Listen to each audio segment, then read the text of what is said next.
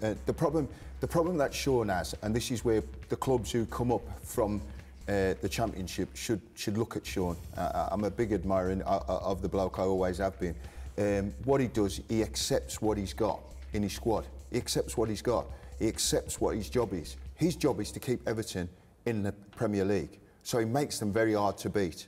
Picking up a point here, I mean, obviously you want to turn those games into wins, but what he does is when they play the bottom teams like they played Wolves, they beat them 4-0. When they're playing the top teams against, and he'll make it very, very difficult for Man City today. I can see him getting a point out of this game today, at least, right?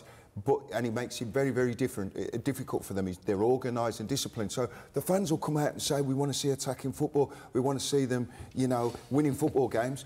They haven't got the players to do it, and they'll get relegated. So he keeps them nice and tight, keeps them compact. They'll beat the teams who are at the bottom, and they'll stay in the division. Are you talking about Southampton, the way you're referencing Everton and how they're playing within their own capability? So now, I was just saying to Sharpie beforehand, I hope now that it's not a case of the new owners are coming in, which is brilliant news for Everton, brilliant news for the fans, that they don't go and say, right, OK, we're going to get a new manager and give him the money. He's deserved the right now to have a bit of money to go and spend, and then he can develop the squad more, because as you get better players, you can then, you know, as I say, he's not leaving gaps between his back four, his midfield four, and so it's difficult to get up there and get up there in numbers. They are creating chances, but it's difficult to get up there with numbers. So it'd be nice if in the January transfer they go to him, right, OK, there you go, let's see what you can do now that you've got a bit of money. And then he can be a little bit more expansive. Yeah.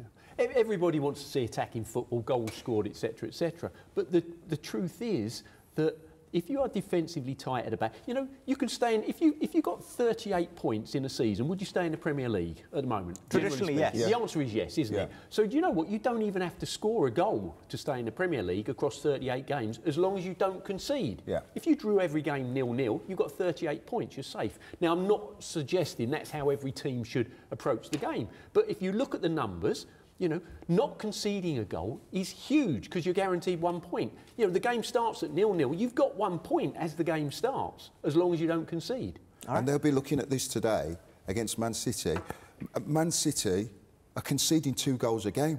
So if they're going to get a result today, they've got to score 2 goals on the basis of the way they've been playing. For the last 10 games, they've conceded 2 or 3 goals, apart from Forest, obviously, they beat Nottingham Forest. But in all competitions, in the last 10 games, they've conceded 2 goals. And they're fragile.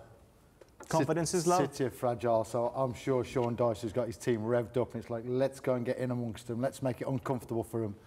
Let's not give them time to play and grow confidence. So they'll be right at it today.